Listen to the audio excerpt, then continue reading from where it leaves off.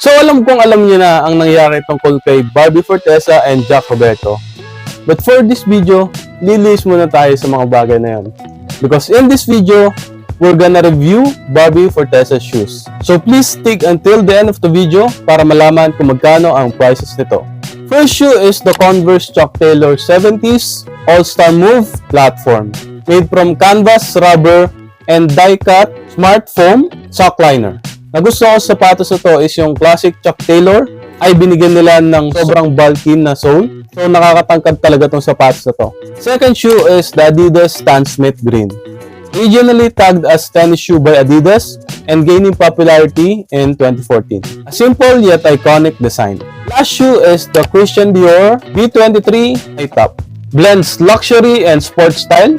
So if you're looking for a luxury yet stylish shoe, this is for you. Please comment if may request pa kayong other artist or celebrity. So here are the price of Barbie Forteza shoes.